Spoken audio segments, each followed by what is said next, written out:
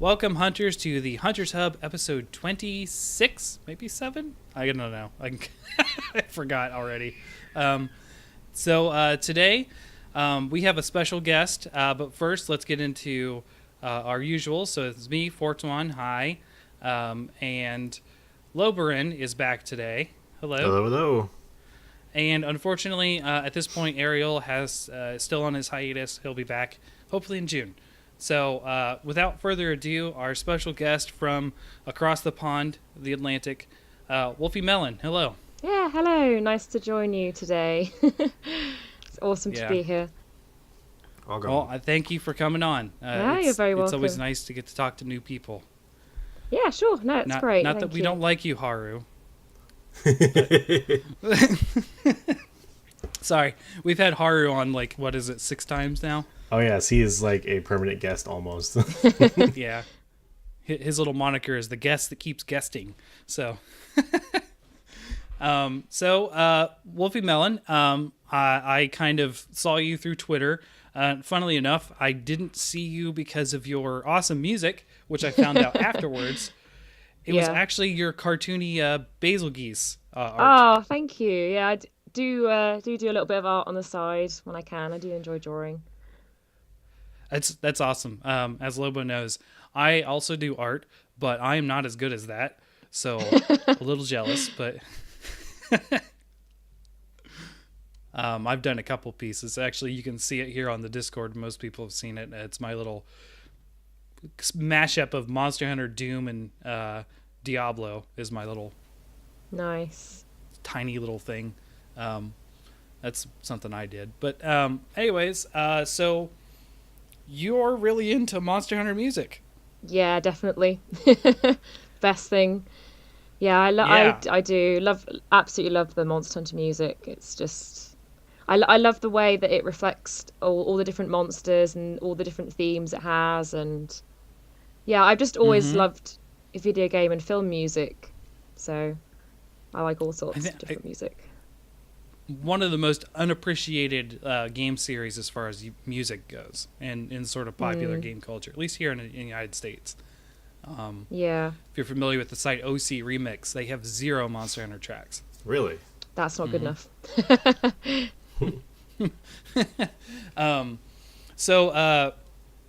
Before we get into the whole hey, let's really dig into the music here, we always like to sort of have the Wolfie guests sort of introduce themselves. We have a quick little couple interview questions we normally do. So first of all, we kind of ask what's your main weapon, and then your top 3 monsters. Oh wow! Okay, that's gonna be interesting. That's gonna be an interesting answer, I think. Okay, that's fine. We've had some doozies before. Well, we had an episode with 2 kazoos as favorite. Yeah. Oh wow. Well, I would have to say, obviously, most people who follow me on Twitter and who know me know that my favorite weapon is the insect glaive, because it's just the best weapon, obviously. End of discussion. Yeah, I've seen the art awesome. On your banner. Yeah, it's, I don't know, I just find it really fun, and it's a very mobile weapon. I mean, obviously it's only been around since 4U, so before then it was kind of, I used longsword a bit, but yeah, no, insect glaive is definitely my favorite. I'm not an insect glaive user myself. I stick to longsword actually now. Yeah, no, I do like longsword. It's good fun. I've tried it a couple times in Worlds. I'm actually trying to learn it now because Shiny New Monster gave me a Rarity 8 insect glaive. Oh so no, I feel don't like say that, because that's what I've been looking for. You're gonna make me jealous now. That's not fair. I haven't got one for mine yet, so. Yeah, the one I did get a Rarity 8 longsword. It sucked. I tossed it. It was bad. It was I haven't real had anything bad. good yet. I was gonna say that I kind of forgot one of our first questions. Is we'd like to talk about how did you get into Monster Hunter, or where did you start? Obviously not for you. I think just from hearing a little bit of stuff, you started in the original Monster Hunter. It sounds like. Yeah, I did. Yeah, it was right back when I was in secondary school, where I was about maybe 12, 13 years old. And I just remember being out shopping with my mum, and I was in the game shop, and I saw the box art for the original Monster Hunter on PS2, and it had obviously like it had Rathalos on the front of it, and because I love dragons, I was like, oh, that looks like a cool game, and then I picked it up from there. But I played it on and off for quite a bit. Box art was the biggest seller. Yep. Yeah, I Honestly, played it for a bit, that, but a lot of I kind of went off. I found it really difficult. Like I kind of hit a wall. There was a quest in like the kind of swampy area. You had to kill a Rathalos and a Rathian. I couldn't do it, and I left the game for like a while until I was a little older, and I came back to it again. Yeah. The OG Troublesome Pair. Not a fun quest. Even if you knew what you were doing. Oh, it was just so difficult because you had all the other little monsters around, like the Bullfango, just constantly knocking you over. It was like the worst thing. Yeah. So annoying. I want to make a note about this Bullfango that you're talking about. They are the reason why when people complain about Conchus, I have 0 Fs to give. Because those Bullfangos are 7,000 times worse than any Conchu. Oh, yeah. Especially in the older games and the Vespoid as well. Because I went back to the original Monster Hunter and they do not leave you alone. They come at you. As soon as you go in a zone, they come at you and they do not leave you alone. It's easy now. They don't bother you now, really. Yeah, it's like, I imagine it's like in the movies where there's all the guys in a bar and they're all lonely, and here comes this single hot woman that walks in the door and everyone just looks at her. That's the way the Bullfangos acted. Yeah, like, they all turn around. There's something interesting. Yeah, I'm starting to notice so many people started at Monster Hunter because they were in a game store, saw a box with a cool dragon on it, and was like, I want that game. Like, just because they saw a cool dragon. Like, that's been a common answer. That was it. That's why I picked it up. Catchy box art. It's how they sold games in those days. And, we didn't get a lot of previews or reviews and that kind of stuff. I actually came into it after seeing the gameplay first, and that's what I was kind of browbeat into playing it from my friends. And then I fell in love with it, and they dropped it a month later. So here we are. So cool. Didn't mean to interject in there, but what is the top 3 monsters there? Oh gosh, I would probably say Rathalos is definitely one of my favorites. Just pure nostalgia reasons, I suppose. Really, the first one to really scare me back in the original Monster Hunter when you do the egg quest. And he just suddenly appears, and me being really young at the time, it was so scary. But no, he's awesome. That was a brutal quest. Oh yeah, definitely. I also really like Seregius as well. I really like his design and his music, and I really hope he comes to World. That would be really cool. Yeah, of returning monsters, I do see him being as a likely one because of that roaming mentality. They seem to not want to place monsters so far in a specific region yet. Yeah, definitely. And I do really like probably one of my favorite new monsters. I really like Paolumu, but then again, he's just adorable and cute and fluffy. Yeah, one of our previous co-hosts, Gog, it was his favorite for sure. Yeah. He was all about the fluff bat. I imagine it's a lot easier fighting the fluff bat with an insect glaive, actually. Yeah, it's true. I mean, I must admit, with the new monster with Kulve Taroth, it's definitely helpful having an insect glaive, especially when it does that kind of floor lava attack, and you can just kind of keep off the ground really easily. Yep. Oh, yeah. It's pretty convenient. Playing the floor is lava. That's the worst attack. I hate it so much. It is, and I've seen so many people, myself included, who have carted because you've gone to go and carve from a monster part on the ground, and then she's done that attack, and you've kind of been stuck in it, and you can't escape in time, and then you've just instantly died. Oh, yeah. It's just the worst. Yeah, I was playing earlier today, and I didn't have that problem with Kulve, but I had that problem with Teostra. He would hit me, and I would get KO'd, and then he would go into his Nova Blast, and I'm like, well, that was fun. or you get dazed or go- something and you can't do anything about it. Try Gunlance out and see if you can get out of that lava pool. I can't. I've tried sheathing. I've tried back hopping out of it. Just I can't ever get out of it in time. Oh god, yeah. So I just kind of dropped the Gunlance because I don't want to deal with that anymore. I don't know. I think you did okay. You only carded that one time. Yeah. When we played, at least, and you were using Gunlance. So I don't know. I think you did well. All right. There is another interview question that Oh boy. got that Fortuan There you left go. out. It's my favorite interview question. If you were to date any monster, which monster would you date? If I was to date any monster, Yeah, Oh my you just go on a God. date with any monster. If it makes you feel better, we'll give you our answers. Mine was Ignactor, because I want to be with the hottest one in the room, and it's got that swagger. nice. And then mine was Mitsune because I figured they were really chill, not too aggressive, real relaxing, and we could go head to hot springs or something like that. Oh, do you know what? That is such a good answer, though. I can't steal that answer, can I? No. I'm gonna have to. You think could on if you that. want. You can agree with it. You can take that answer. Yeah. Because you could have the bubbles, and it would be really chilled, and it would smell nice.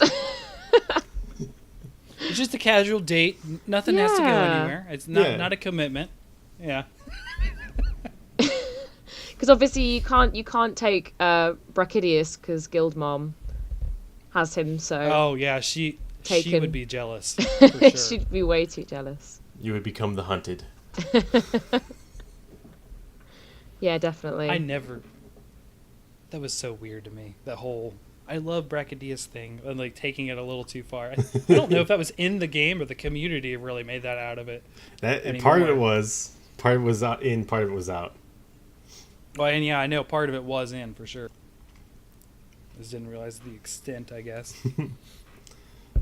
Plus, I have a question relating to music real quick, and it's obviously a question you've gotten probably a lot. Go on then. What is your favorite theme? God, I have Like- so many favorite themes. Limiting it to honest- monster themes instead of just like, Mark of a Hero. Yeah. To be honest, usually my favorite themes are the ones that I really, really enjoy playing. So, Okay. like, in terms of recent themes, I really enjoyed playing Basil Geese's theme. I mean, his it just sounds awesome. It just sounds like something from like a World War kind of theme, doesn't it? Yes. And it was really recognizable. And of course, whenever you heard those starting two notes, you'd look around like, oh my God, where is he? That was all. So I do really love his theme. That's definitely I'd probably say one of my kind of new favorites. And Seregius's theme Sure. as well, actually. I really like his theme. But again, it was another one that was really fun to play on the piano. So, Yeah. You looked like you were. I mean, I watched that one. You looked like you were having fun with that one, for sure. and Kulve Taroth's themes, just saying, the third phase, that's got hints of Zenogre in it. If you listen really carefully, you can hear a little bit of Zenogre's theme in there, I swear. I have to go definitely back want to and have a listen go at those on piano. That'll be really fun, I think. Yeah, like I said on Twitter, looking forward to it. Awesome. It's going to sound amazing.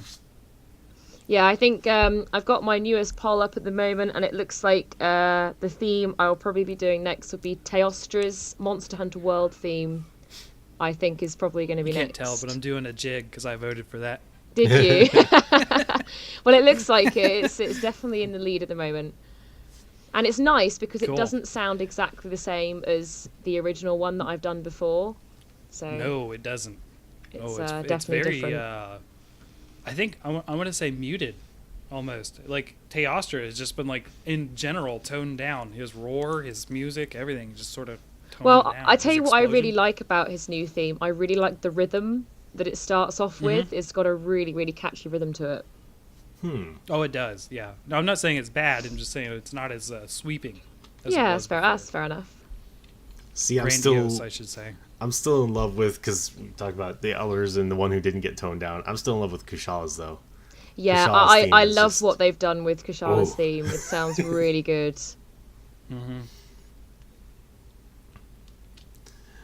Awesome.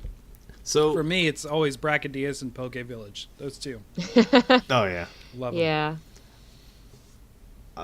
I'll say that the ones I like, as I love Zygnogers, obviously. Yeah. I actually end up listening to a lot of like metal remixes of Monster Hunter music, and so I someone. assume Black Loot. Right? I don't know Black Loot actually. Do you listen What? to Falcone by any chance? Think that was his name. I have to look it up. Here's an issue. I am Yeah. terrible at remembering artists and band names. So am I, don't worry. I'm exactly the But- same. I'll check the names and I'll let you guys know after. But Yeah, he does they metal did and symphonic remixes of Monster Hunter music. yes. So somebody redid Battle Geese's theme in like this heavy hard metal version. Oh, And it that'd be sounds awesome. amazing having an electric guitar blast out of that theme.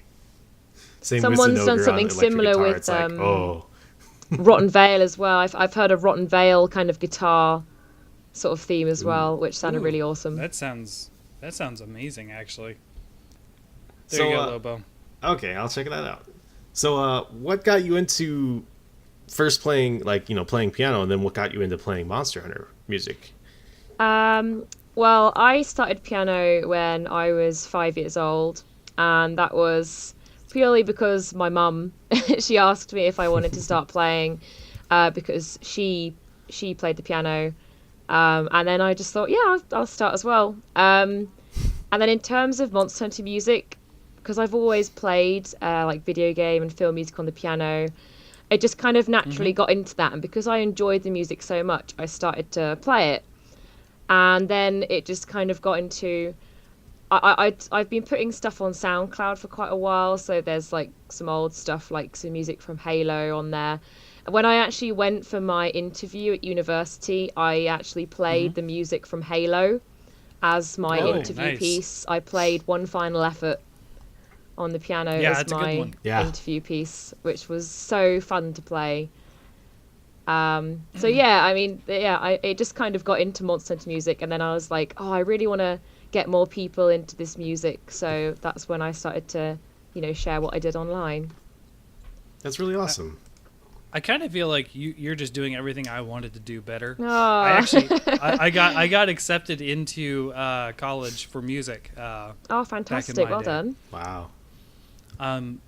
Mine was not a awesome piece to get into. It was just some sort of classical thing, and I got accepted into it. And I had this sinking feeling when they said yes, and I was like, "This is what I'm going to be doing the rest of my life." No thanks. I went into computers. Wow. Yeah. So I learned how to play the piano when I was younger, and I played it up through high school. I just ended up kind of dropping piano, unfortunately, because I also play clarinet and saxophone, and switching from playing one note to playing multiple notes with both hands and trying to detract those hands from each other. I cannot separate the left and right hands well enough. I've done all the exercises and it just doesn't work. I don't know. So I Yeah. let other people handle piano. I'll stick with my one note at a time stuff. Yeah, I will have to say that I did not get accepted for piano. I was a trumpet player, so not that ambidextrous either. My crowning achievement was I could play the entertainer on piano. Oh, okay. That's as far as I got on piano. That's better than me. Awesome. You do a lot of these Monster Hunter music covers and that kind of stuff. It's funny. We actually did a Monster Hunter music episode. It's Yeah. weird. We've relaunched this podcast once, and in the previous version of it, episode 2 was all about music. And so one of the things I got into, and of course I mentioned the Poke Village music, and I just mentioned Black Loot. There's a lot of remixes outside of OC Remix, as I mentioned before. What is sort of like your favorite style to remix music for Monster Hunter in? For me, it was jazz, and there's that jazz CD floating around. Oh, the Monster Hunter jazz remixes. Mm-hmm. I've heard those. They're really nice. Yeah, I mean, yeah, they're great. As I talked about in that previous episode, I actually had my bank account locked because I ordered from Oh, Japan, blimey. and they were like, "No, you're not in Japan," and they locked everything down, and I Oh, couldn't pay for no. anything, and I was like, "You idiot!" I mean, it was a long story. Oh, Basically, I warned them, and then they did it anyways. Yeah. by the way, I did verify it was Falcone is the person who's It remixes was. that, like Yeah, the I intense thought symphonic so. metal. Yeah, his I stuff thought is. so. Yeah, I did may need to I listen did a to this collab because- with him as well at one point. You did what? Oh, Sorry. wow. I did a collab with him. I did the Monster Hunter 4U arena theme with him. Oh, nice. Really awesome. Yeah, I did. I recorded some piano for him, and then I sent it over, and he mixed it into one of his remixes. Okay, that's amazing. I always like hearing about people actually online, like doing crossovers with each other and trying to, raise, basically kind of both get their stuff out there even more. You said your favorite stuff is to play is, stuff you enjoy, like you enjoy playing is like your favorite themes. Are there any that you actually like really dislike? Like that you're like, I don't want to play this. I don't want to listen to it. Like no, like this is just not enjoyable to play. I wouldn't say there's any themes that I like dislike playing, but there are themes that I find harder, and it's actually the ones that are quite slow, because mainly when I'm doing my recording, because it's a lot easier to go wrong when you're playing slower, and it's more noticeable if you go wrong when you're playing slower. I find the opposite true for trumpet. The slower, the better.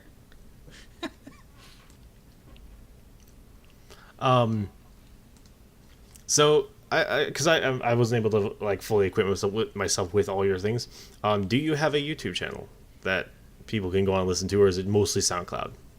No, it's if you on my Twitter, on like the little kind of description bit, there's a link to my channel there. Okay. And that's That's where I listen to a lot of her stuff.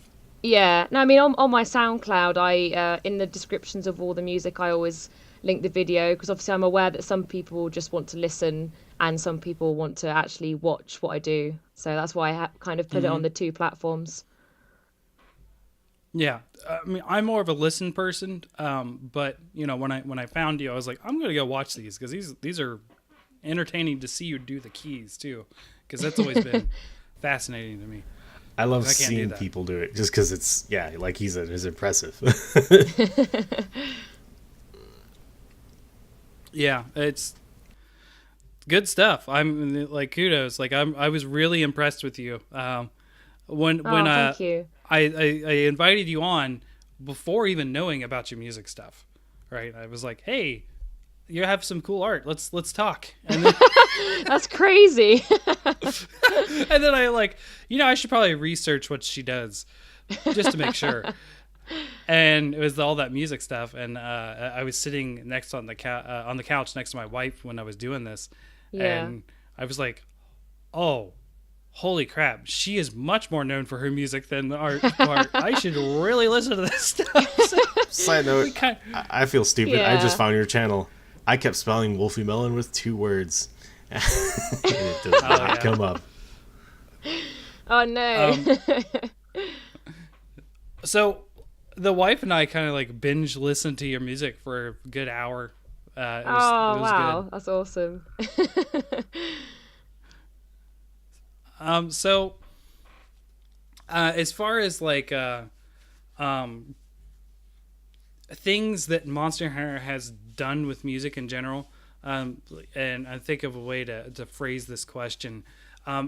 What are some of the more interesting ways they've used music more than the themes itself? So, an example I'm thinking of is the lack of music when fighting Kazoo, or the sort of on-off when you see Chameleos. So I was actually going to ask, were you planning on doing a video of you playing Kazoo's theme?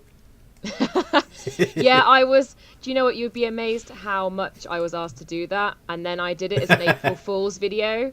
But I didn't. I was in 2 months. I was like, do I sit at the piano and just do nothing and just like be really English and like sip some tea and just kind of sit there, or do I do something else? And I actually played a theme from Undertale instead.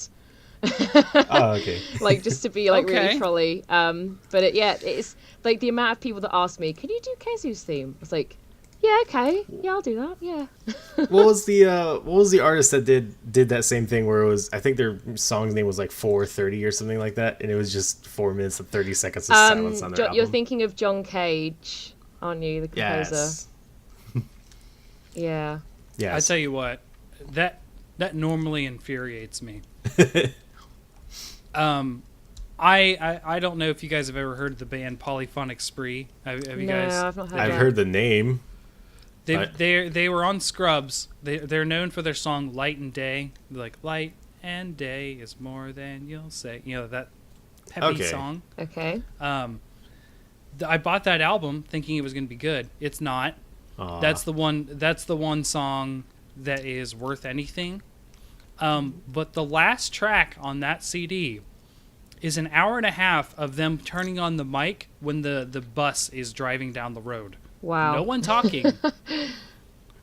And I was coming home from college listening to people record driving home from wherever they're going. So I'm listening to the sound I'm already listening to. That is so random. And, By the and I was a way, dummy and listened to the whole thing. I just I broke noticed that CD and threw it away. Don't blame me, to be honest. you did do one of my favorite themes, because I just quickly looked through everything you've done, and you covered Mr. Dalamador's theme. Yes, I And- did. I did one of the phases. Yeah. Yep, second phase, and his music always got me excited because it was such a grand, like, oh man, this is, Oh, I love that. I intense. love that fight. It's awesome. The way he's presented is brilliant. He's a really cool monster. Mm-hmm. It was a good April Fool's joke by Eric's too. Him putting like the Lamadur in the background there. I actually believed it for a second. It does look very real. It's good Photoshop.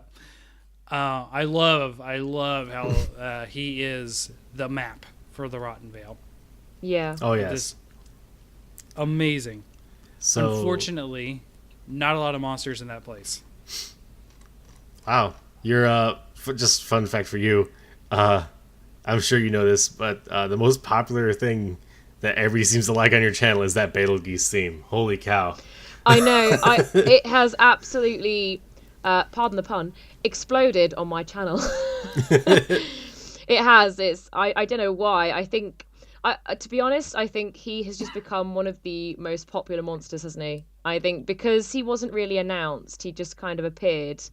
He's become kind of like Devil Joe, this kind of this really popular monster, hasn't he?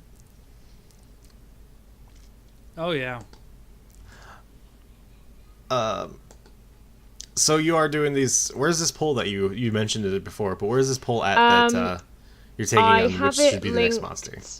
I have it linked on my. If you go on my Twitter page, you should see it there. And I also usually put it on my Facebook page as well. Okay, So it should be down there. There you if go, Lobo. there you go. scroll I'll have to go check down, what the you options see it.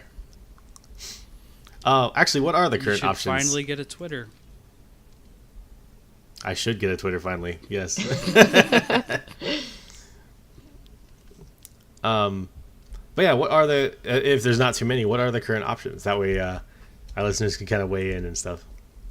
Oh god, I try to think of some of them off the top of my head. Obviously the Teostra Monster Hunter World theme. There's the Astera theme, the day theme, which plays in the main sort of hub where you are. There's Xenojiva's Other Phase on there. And there's quite a few options to see me redo a piece that I've done before. But before I had all my like good kind of recording stuff, I just used to play without like showing my hands and stuff. And the way I sort of play I feel like has got better as well over the years. So I'm kind of doing these second versions of some of my older pieces that I've done. So like the Xenogra and stuff like that to redo them and make them a bit better. So that's on there as well. And there's a lot. So I'm actually looking at it now, Lobo. yeah, there's quite a few. There's actually some Monster Hunter stories and online stuff here too. Yeah. There's some good music Yamatsuki, there as well. Volcano Zone from Monster Hunter Freedom Ultimate, or Unite. Sorry, Ruka Diora, which I assume is Frontier. Right? Yeah. I did so. Rebediora already. Yeah. And that was a suggestion who got voted. So usually the ones that I put on the polls are ones that people have suggested, and they're also ones that I've tried on piano that I know I could learn fairly well. So I've tried all the themes that are on there already. Oh yeah, because you don't want to commit to something and then be like, oh, this is exactly. just impossible. So, like, for example, Nergigante's theme, which I know loads of people want me to do. I have tried it. That's going to take me a while to try and learn. It's so fast. It's like a crazy piece. It goes all over the place. So I think that's why I end up liking that theme though, is because it has such a driving feeling. Oh yeah, it. Definitely, yeah. Yeah. We don't have a lot of experience with Monster Hunter Online and Frontier, obviously, because it didn't leave Asia, but we've been a fan of Frontier a lot recently because we've been doing sort of like a Monster of the Week kind of thing. Ours is called the Monster Balloon, after the balloon that sort of spotted monsters in the previous games. Oh yeah. And we've been like talking about like even the Frontier versions of monsters. So my favorite so far, and I think Lobo, it's yours too, is the Velocidrome. Yup. Have you heard of the Frontier Velocidrome? No, I have not. Is he different from a regular one?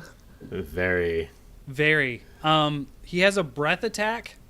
That can, what was it? Paralysis. It can paralyze you. It can lower the sharpness on your weapons. God, it can give you defense down. It can make you drunk, or the final effect, which is the best one, it can Farcaster you. Yep. Whoa, that is pretty over the top for a Velocidrome. Just like, oh my God. Go away. I wish they would add it into random fights, so like you could be fighting an Elder Dragon, and this little Velocidrome runs up and just teleports you away. Yeah. Quest timeout because you can't get to the monster. It keeps teleporting you away.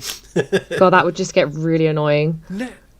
But yeah, as we go through, we're finding more and more ridiculous things. It was just like they gave this monster what? Yeah. I look forward to this segment so much now. Yes, and today we're going to be covering Cephadrome, and it turns out Cephadrome does have a couple secrets from Frontier. Yes. I hate when they're boring. Yes. So how the theme, because I haven't actually gone through and re-listened to like older music. I meant to do this, but I ran out of time. How do you think the music has changed over the iterations of Monster Hunter? Like in Monster Hunter 1, obviously it was a lot more simple, and then we had kind of a little bit of sound degradation when we went to the handhelds. And then now that we're back on PS4 and we can have, fully orchestrated and everything music, how do you think it's actually changed? Have they tried to go for more driving forces, or did it start off more nature? Or I feel like one of my favorite changes has been with the introduction to obviously world being more of an open game, and the fact that you don't have loading between zones, which was obviously a hardware limitation of the time. I love the inclusion of the chase music that you now have when you hunt large monsters. I really like how you could be hunting the monster and you have the normal music, and then when it runs off, you still have a kind of toned down bit of music in the background when you're going after them. And some of them, like Valhazak's one, is awesome. It's got this really cool harpsichord and stuff in the background. It sounds great. I really like that inclusion. It kind of keeps you going, I suppose, for the fight, really. Oh yeah. Yeah, sort of like a little breadcrumb trail. Yeah, I really like that. I like that touch a lot. One that I liked that I didn't think about before until I was playing something the other day. Is the music of when you pop the smoke shrooms, or you try to hide in a bush or something like that, and it like the music suddenly dies down. You get those strings. They're Yeah, just like there is this really those hiding strings where it's like, is it gonna see me or not? Yeah. Well, the thing is, in the old games, it was if the monster saw you, there was this really loud kind of bit of music, and then it would die down to Yeah, this with the really kind of horns. creepy music when the monster was coming after you. But they don't have that. They don't have that in World when the monster sees you. They don't have that sudden, really loud noise. But they do Yeah, that have sudden that blast. music if you hide from them, and it's really creepy when you actually listen to it. Like they're this sort of It's very stalking you. fitting too. I think it works good because some monsters obviously you can just get in a bush and they don't care and they'll walk away. But the first time that music ever struck me as like really like, oh, this fits the moment is I was trying to hide from an Anjanath, and if somehow you haven't noticed this because you don't have eyes, Anjanath has a very prominent nose, and it turns out that nose is really good at finding people if they're in bushes and stuff. So he can as I was trying find to you straight hide, away. and that, It's really Yep. creepy. So he, as that music's playing, hoping I'm not found, he walks towards the bush, and then just nudges me out of the bush with his nose. I'm like, oh no. Yeah, it's really scary. was- You can see him like coming after you, like, please don't find me. Oh my god, please don't find me. And Uh, it's just really fitting, I thought. Yeah, I've always loved Monster Hunter's music from day one. The Proof of a Hero, the original theme, still gets me teary eyed. Oh yeah, it's a brilliant I theme. love when they sneak it into another person's theme. Like, it just kind of comes in at the end. Yeah, They did it with I know they specifically did it with Dalamador. Like, as you're struggling with it, you can hear the mark of a hero kind of started from the background. And you're like, this is it. This is the moment. Yeah. yeah. They don't even try to hide that with Leo Shun. Leo Shun, it's just full blast. Proof of a Hero. As soon as you get to that fort. I think they've done that with every big monster. As they kind of try sneaking that in there at the end. Yeah. I don't know. They didn't do it with Kulve. I know they did it with Narcarkos, right? Because I remember like Yeah, I think you're right. Narcarkos' theme is real dark and heavy, and then you have that glimmer of hope as you're fighting him, and you're like, we can do this. We're not gonna die. Ah, man. I love Narcocos. Awesome idea of what they did with them. Still want a Hydra. I still want a Hydra. Maybe It was soon. so close. So that's about it we have for music. I know it was kind of a weird, like, random discussion, but hey, sometimes we're just like that. But thank you so much, Wolfie, for coming on. Yes, I thank you. appreciate it. Yeah, that's absolutely fine. I really enjoyed it, guys. There's some pretty good questions in there, so thank you. Yeah. Uh, Alrighty. Well, so- have a good one. What are you gonna say, Lobo? Oh, so where can people find you at? Like, if they want to listen to your Oh, stuff, where's the best place to locate you? Oh yeah, definitely. Well, to be honest, the two best places are either my Twitter or my Facebook, and if you just search for WolfyMelon, you'll find it on there. I'm probably more active on my Twitter. And I post up loads of random Monster Hunter stuff all the time. So if you like random Monster Hunter stuff and the occasional Monster Hunter art as well, you can follow me on there for crazy things. Okay. Cool. Well, thank you again. And I hope you have a good evening. Yes, Thank thank you. you very much. Alrighty. Well, thanks again to Wolfie for joining us. She's pretty late over there in across the pond. I don't know exactly where she is. I know she's UK area, so 5 hours ahead of me. So it makes it pretty late there. So again, thanks for her joining us. But we're going to get into Kulve Taroth, as I'll say it. A little bit of a Spanish twang to it, thanks to El Dorado. But as I like to fondly call her, Betty. Whoa, back Betty. I know it's not the same, but Yeah. So, obviously, a lot of people have been running her. If you're not familiar, there's a new monster that dropped. It's a siege, is the new kind of quest, where everyone in the Gathering Hall sort of contributes to each other's quest. it's not a direct 16 versus 1 monster hunt like it kind of sounded in the promotional material. Do you feel that way, Lobo? Yeah, I would agree with that. Yeah, it I don't think they communicated that too well, but it's still a great quest, a great monster. No lie, my favorite animal in the real world is a goat, and it having ram horns is a-okay with me. So that was it's a cool monster design and that kind of thing.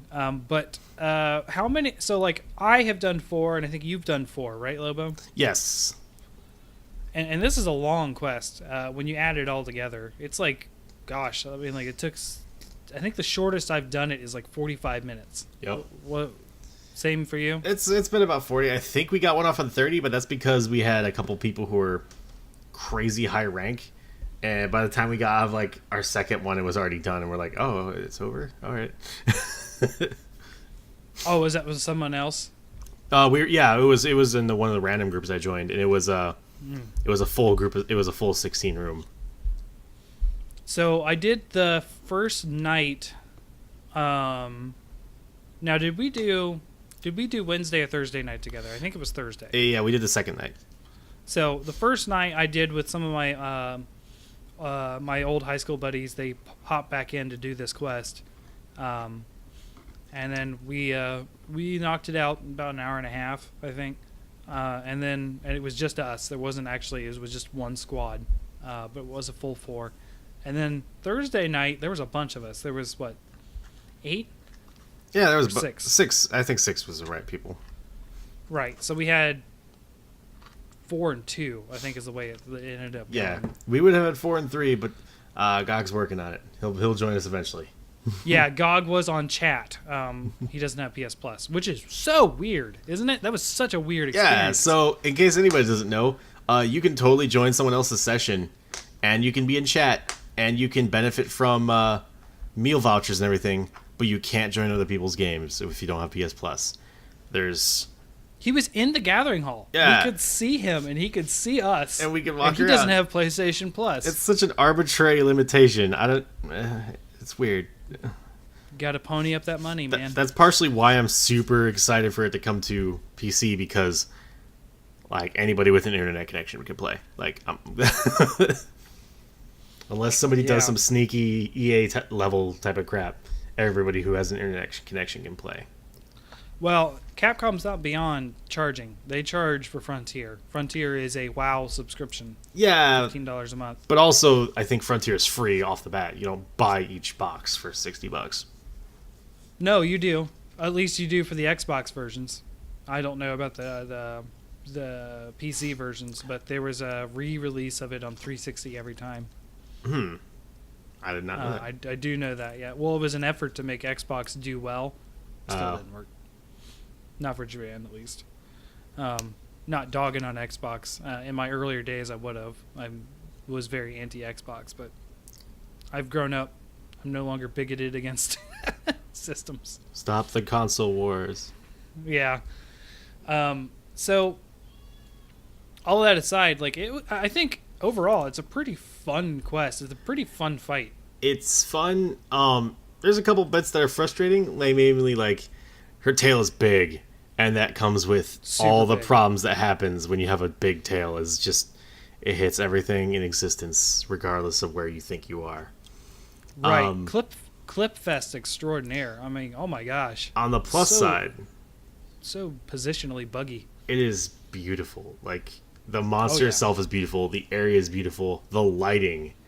So, during Glare, or the flare, or whatever that is. The glare. during Glare, part flare, glare. during part of the There you fight, go. because I don't want to like completely spoil it for everybody, but near the end of the fight, she does a lot of fire and magma stuff, and molten stuff happens, and it goes from being like, oh, normally lit, to everything is like really red tinged and heated, and it's dangerous, versus just like, oh, the monster's eyes are kind of glowing. That was like, oh no, everything is on fire. This is actually a problem. I wouldn't worry too much about spoilers, honestly. I mean, they're not going to be hearing this till next Sunday, so That is a good point. All right, so we have yeah. over a week. During the final area, she starts making the cavern melt in liquid gold, and it's terrifying. Yeah, so I want so like basically you have to break her parts, and that's how you sort of keep your progress. You get points. Um,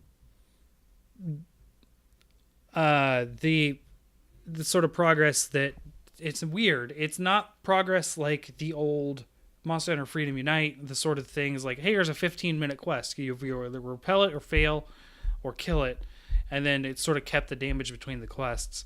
It's not how this works. There's no damage kept. It's just you get this pursuit level, which you get for breaking parts, finding tracks, picking up chunks of gold she leaves behind, like that kind of thing. And it sort of makes this bar go up, and the higher the bar, the easier it is to sort of move her to the next area. So if things go perfectly, you go from area 1, 2, 3, 4, right? And she dies in 4. Right. Area 1 is the Leo Shun Lung kind of fight. Then area 2 is sort of a muted Xenojiva, right? It's not as fat. I mean, it's not as aggressive, right? But then you get. I mean, it is aggressive. Yeah, it reminds me kind of a fire-breathing Lagiacrus on land. Like, not super dangerous, but if you get caught by an attack, you will die. Like, you know. Yeah, she can wombo combo you for sure. But most of the time, it's just kind of annoying in area 2. It's mostly because she's big, and you're like, okay, I'm healing, I should be safe, and then you get hit from like across the room because she really hits you with those beams. And just like her roll is a huge and awkward hitbox. Yep. There's a lot of times where you think you're gonna get hit by it too, and then when she's rolling, the tail will flip over your head, and you're like, oh, never mind. Yeah, gotta love his hitboxes, man. They're so much better. So then, like area 2, she's kind of a little more. I mean, she's starting to fight you aggressive. Area 3, she gets really aggressive. I think it's akin to Xenojiva second phase, right, where it's glowing and that kind of stuff, and you're like, holy crap, you're surviving and fighting at the same time. I know you keep making references to the big bosses, but I'm trying to make references to the lower ones. It reminds me a lot of Teostra, or when you're older games, Levizioth, because she can dig, there's lava everywhere, there's pits everywhere, so you can't walk everywhere, there's exploding stuff, it's fiery everywhere. So yeah, there's a lot going on. Not all the danger is just her. Yeah, no, you need cool drinks. There are geysers of lava going off that you got to avoid, and lure her in because they hurt. They hurt her just like they do in the Elder's Recess. That one, sort of like the beginning of the lava area if you're coming from Urigen's Nest. Like it's a pretty impressive fight. But then, if you've managed to progress to stage 4, her armor sort of melts off, and she runs off into area 4 where she's fast. All of her armor's gone. She's really fast. It's scary, and she's doing all the moves but faster, but doesn't have that wide hitbox. And has much better moves too. Ooh. Oh yeah. She starts using her face to attack. Like a proper. She starts using her horns. Yeah. Like a proper goat. Yeah. Mm-hmm. And if you manage to break her horns, which I think that's a damage thing. I don't think you have to directly be hitting the horns. I'm pretty sure it helps, but at the same time, I don't think it's necessary. Yeah. If you manage to do enough damage within the length of the time, you break her horns off, she runs off, and the quest sort of resets. The next time you go, you start over, all over again, all progress. But if you don't, then she just sort of, you got to pick up again. Yep. Plus side, there's no way to really lose, unless, I mean, even if people cart, you still keep progress. You just won't get a little bit of the gold, but that's not really what people run the thing for, is it? No. So the end all goal of this is armor, right? She draw all of her parts, drop things, and you get her armor. Yes. B, and I think B is the bigger one, honestly, is the weapons. And the weapons are sort of like randomly dropped gold versions of older weapons and some new unique ones. And they have basically a low, medium, and high tier, essentially. There's the what? Dissolved, melded, and... Illustrious or something? It's an S. I can't remember what it is, but it is an S. Rarity It's 6, yellow. Rarity 7, and Rarity 8. Right. Generally. You can So basically, yeah. basically they have the same stats on the tiers. So like, this attack, this attack on medium, and this attack on high, that kind of thing. But they are different versions of weapons that already exist for the most part. I got the Hornitar Longsword at a Rarity 8. It was trash, so I threw it out. But that's sort of how that works. And one thing to keep in mind, and this is one thing because I see a lot of people being like, "Oh, all these Rarity 6 and 7 weapons are crap." Just like normal Rarity 6 and 7 weapons, that means you can augment it 2 or 3 times. So just because it's not level 8 does not mean it's worthless. Specifically, if you look at the bowguns, there are some decent setups there. Yeah, I got a really good Rarity 6 or 7 gun lance. That said, I don't know, you were there. Yeah, I have a couple good gun lances. That said, I have not seen a single good bow yet because all they can ever use is close range coatings. I have a good one. Really? I got this last night. So last night I did 2 hunts with Kulve.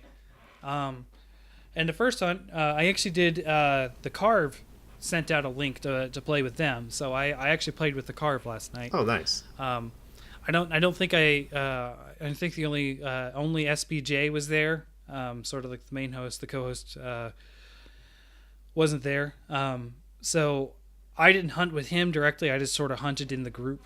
And we were the group that broke the horns when I was there. Hey, nice.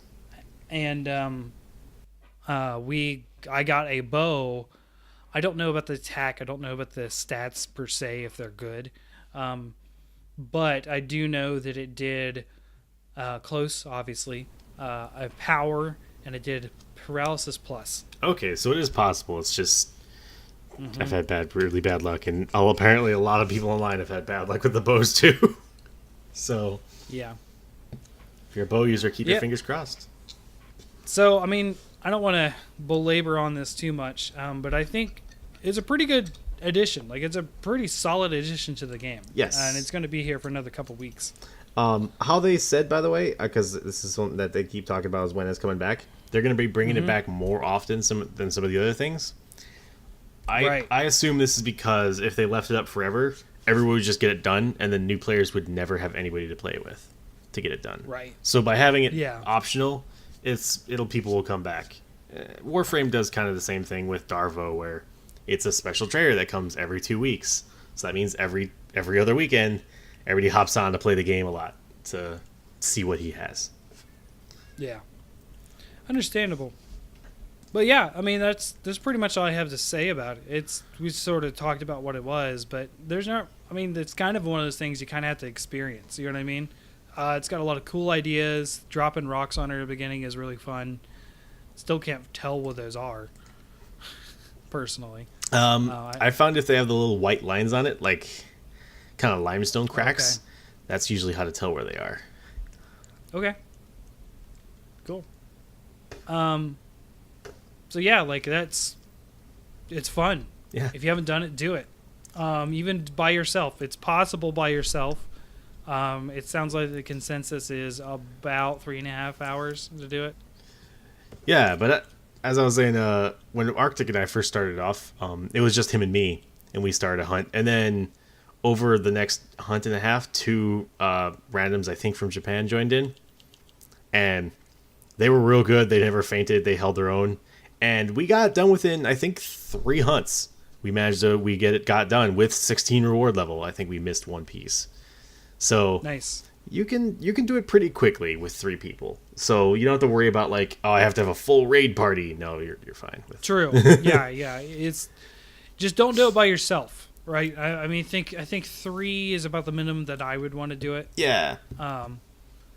So I actually I started doing some more crown farming instead. I like the fight, but I'm more concerned about the crowns right now.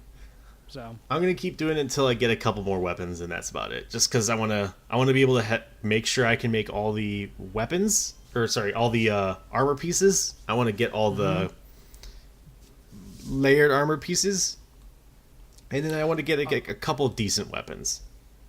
I mean, I did forget to talk about this. That armor is amazing, and I'm not talking aesthetics.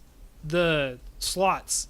There's a lot of slots. There's a lot and of if slots, you go and there's a lot of good stats on it too, though. Some of the stats that it does have is good. So you might be happy to hear I changed my armor set for the first time in over 300 hours of playtime. Gasp. Significantly. So I am no longer wearing Val head, arms, and waist. Yeah, I've replaced it with the chest. And I'm now using Betty head and feet. Nice. I don't know if you saw the picture in the Discord, but essentially what it does is I now have what that opened up to me is I'm trying to think. I still have peak performance.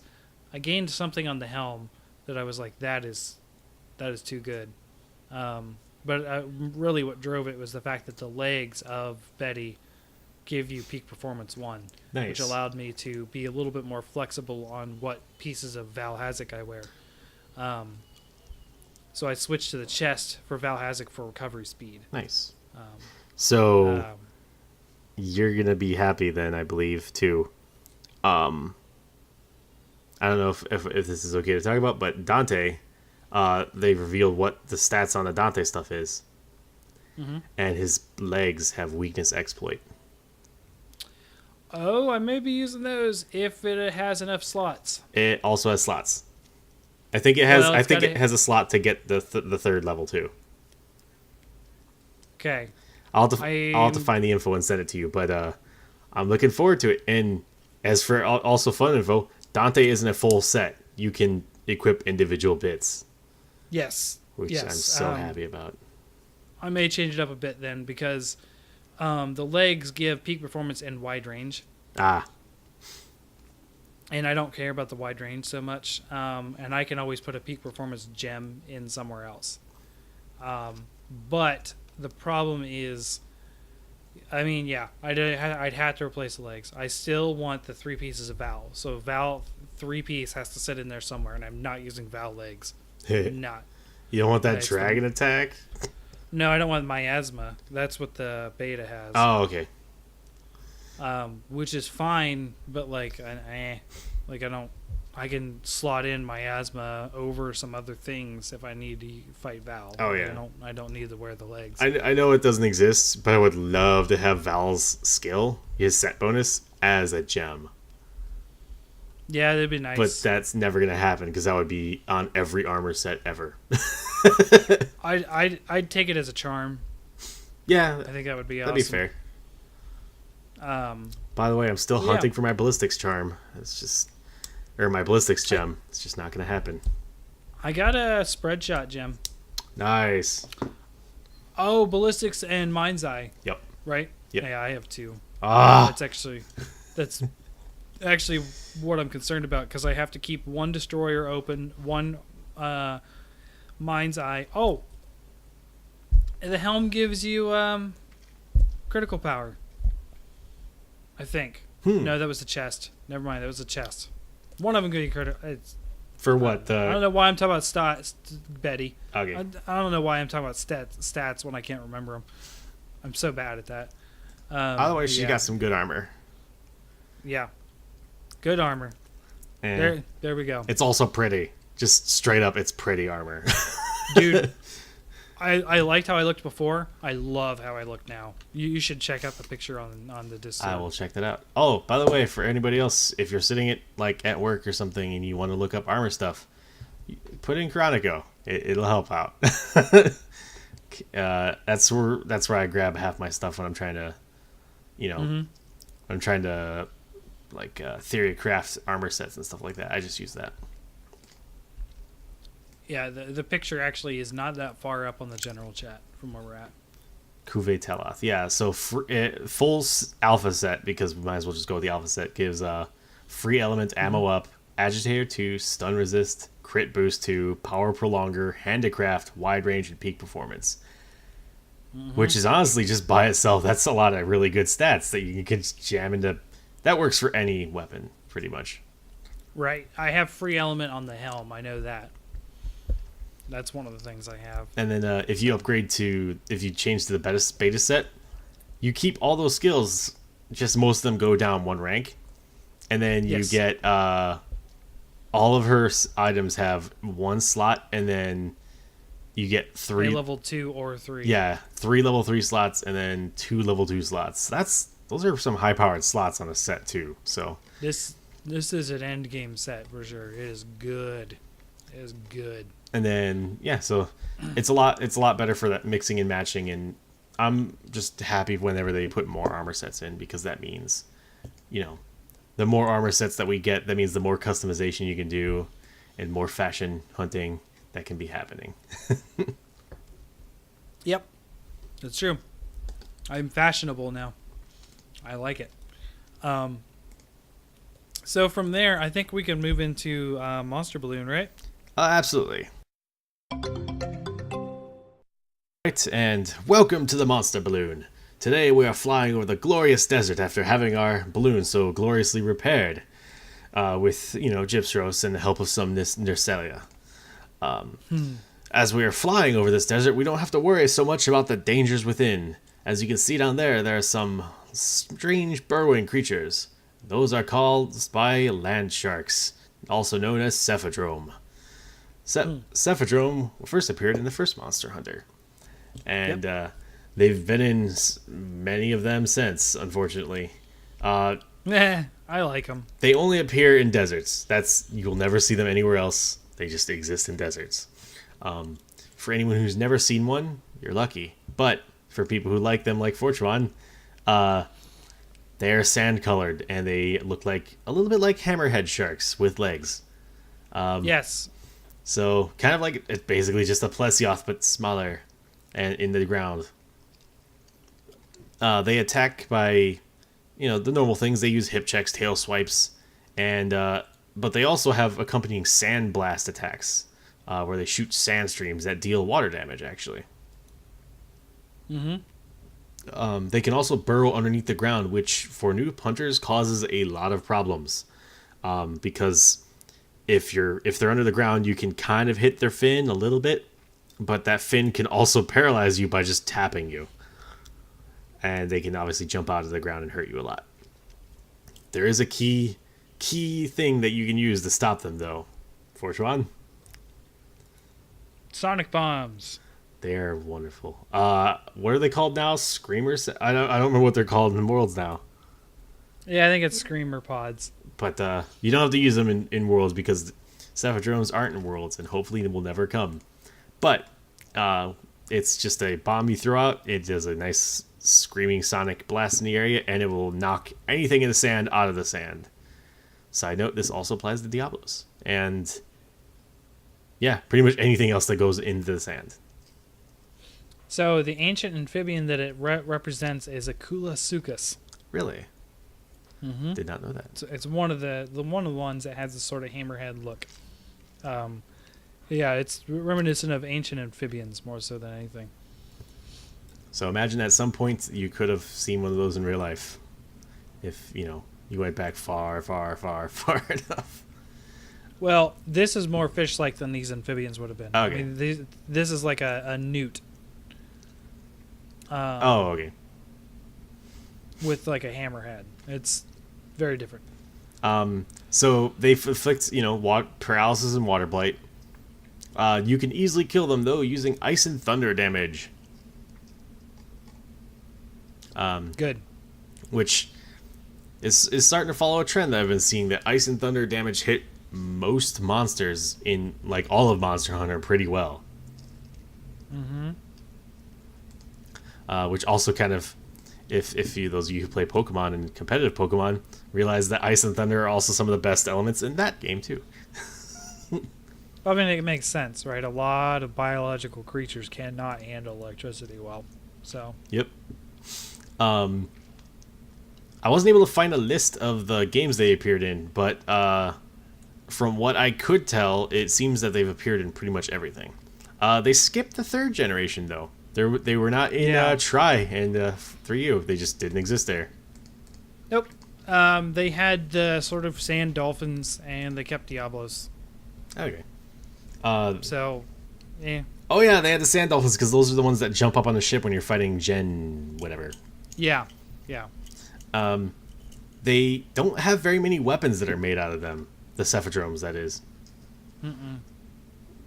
Generations had a few more. They had like Charge Blade, but generally it's just been a sword and shield, sometimes a lance called the Aqua Spear, and then a terrible light bow gun. It's bad. Well, the Charge Blade actually is decent. I used it for a long time. What's weird though is their sword and shield actually doesn't do water or paralysis. It's actually a sleep sword and shield. Yeah, because they do sleep also. Really? I didn't know that. Yeah, they've always been able to sleep you. So is Plesioth. It's weird. They do this weird like lunging thing where they sort of like I don't know, fly across the air. Just like think of like a charge attack, but like they sort of jump out of the sand, out of the air, and they kind of go parallel with the ground for a while. Okay. If you get hit by that, it's actually really strong. It does a lot of damage, at least in the older games, and puts you to sleep. So not only did you get hit, but you're also now asleep, unable to recover that hit. Okay. There is a... I wasn't able to find a full armor set for these things outside of Frontier. It looks like they've never had a full armor set. However, and this is something that sticks with me a lot, I believe they are the source of the number one most hated armor piece by me, the Volfalk leggings. It was something that was required for like 90% of all bowgunner sets back in 4U and Generations. And it is an ugly fish fin with uncolorable stuff, and it's just terrible. And I'm so glad. The fashion hunter in you is twinging. It looks so terrible.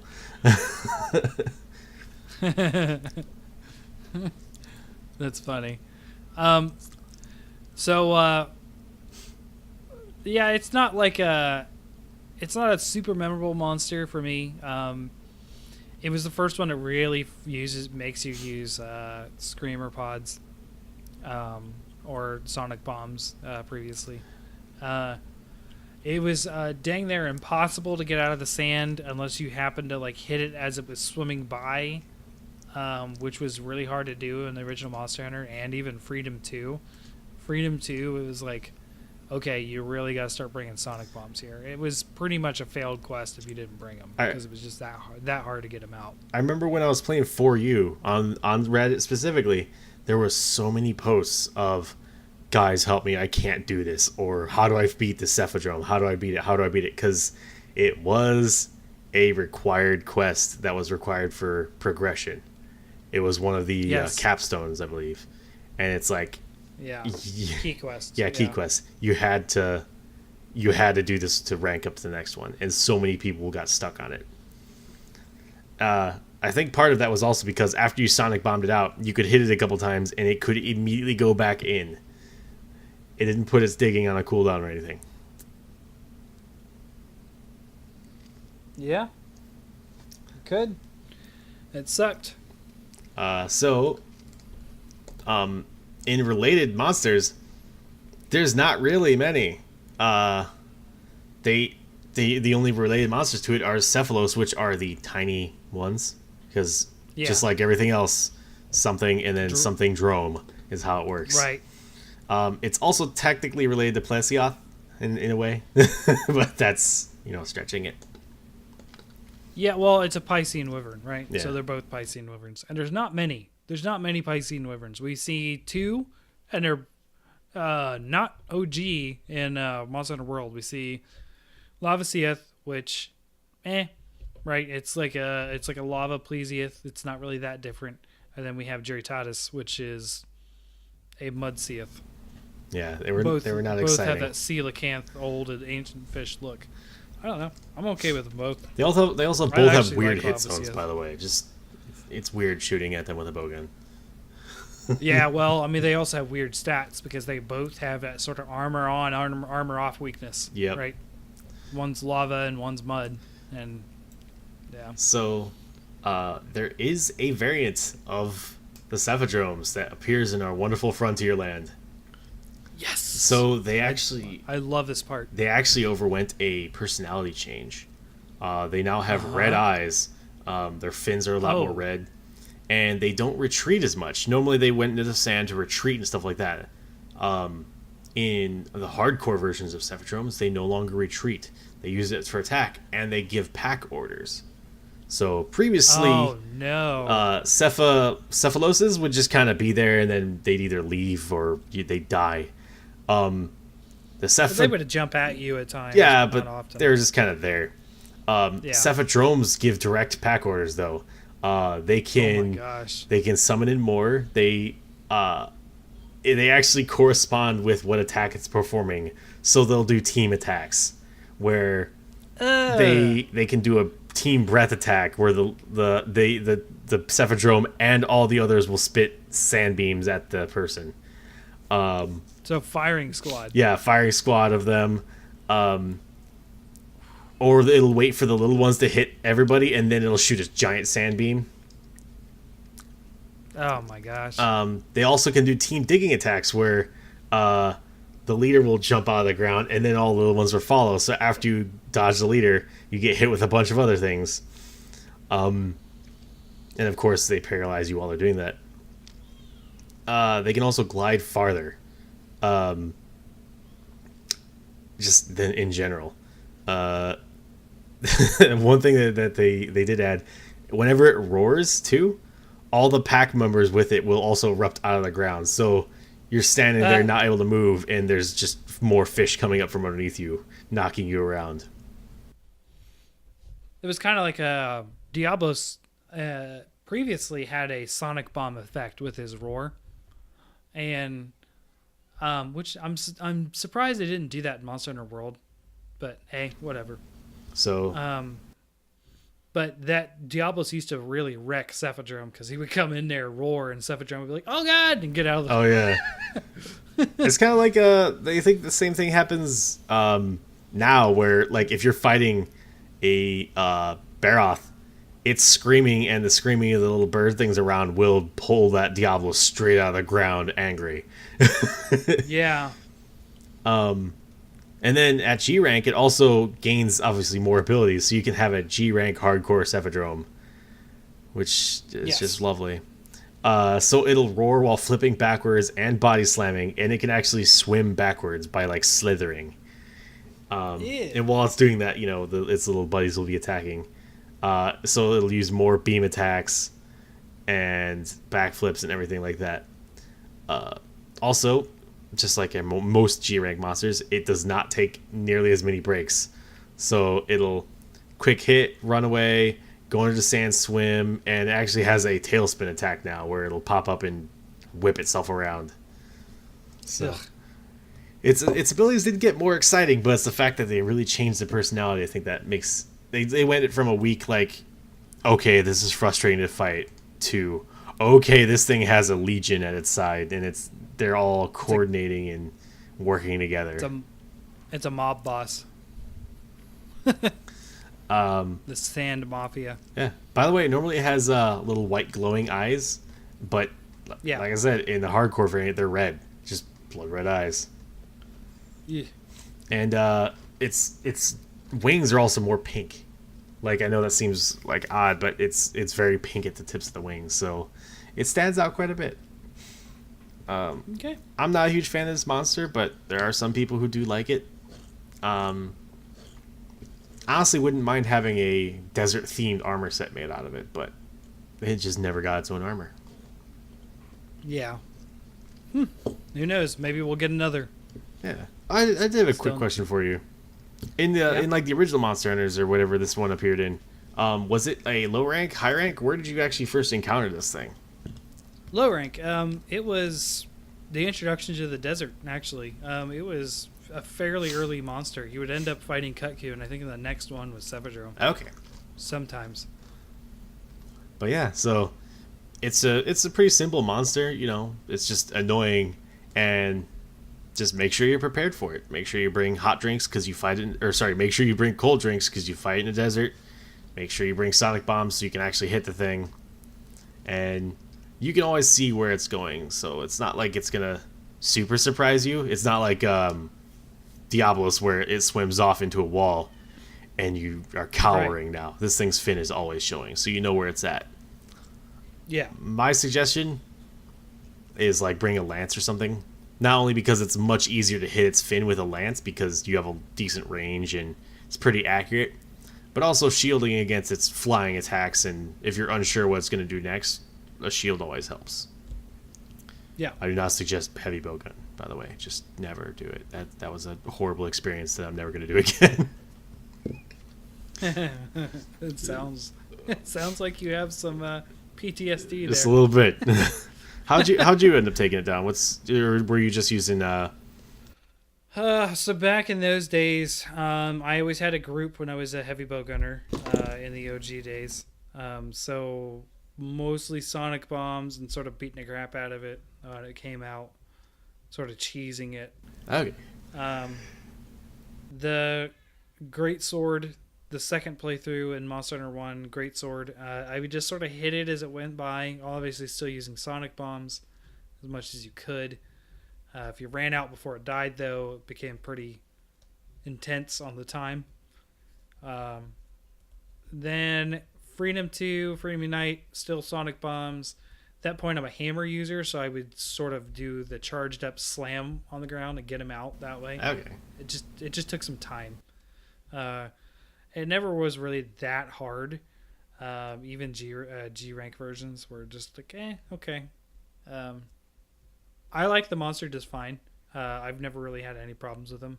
It's so satisfying to knock him out of the ground, for sure.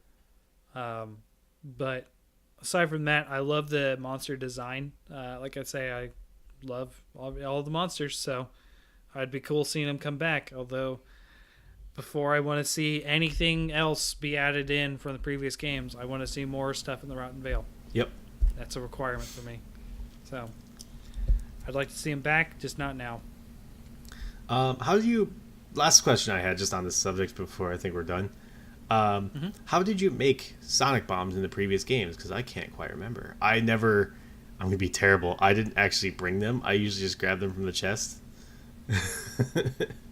So, I really don't know. It was some sort of berry mixed with something else. I do believe it was a screamer that came from different monsters. Okay. I want to say that Velocidrome dropped it. Something like that. It was a monster part plus a berry that made it. And I don't know the exact things. I could be wrong, though. How do we make them now? Them. Do you know? You make them from killing those screaming birds. Okay. Above the Diablo's pit. That's the way I've found it. So one thing I found out, though. Obviously that doesn't help as much during a fight, like when you're fighting Diablos down in its lair. But if you're trying to fight something up above and it's digging, you can just ping one of those little birds with a rock, and it'll start its cacophony of sound, and it'll hit other birds with it, and they'll ring their sounds off. So if you're trying to stop something and you have a very wide berth, or you just feel like annoying a Diablos and they're coming up towards you, those birds work pretty well. They do. And that's all I had. Just pretty neat master.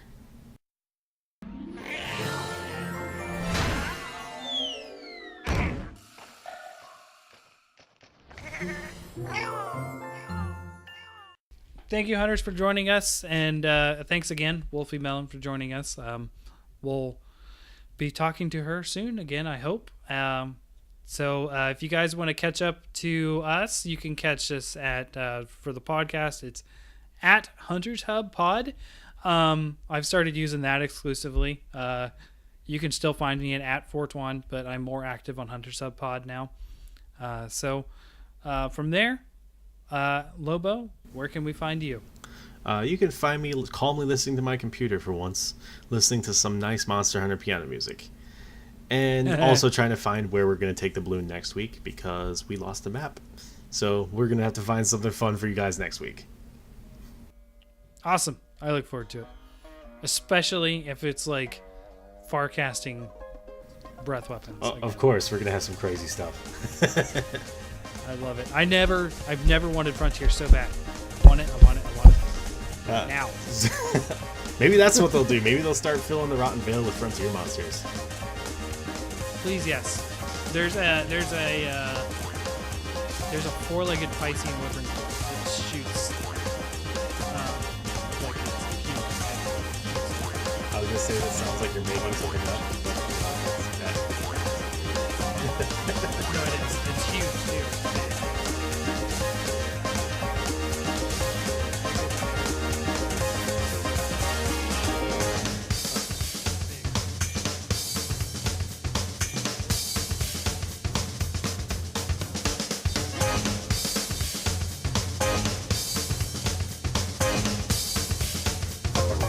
Thank you, hunters, for listening today. You can catch us on SoundCloud or any past episodes on Google Drive Download or YouTube.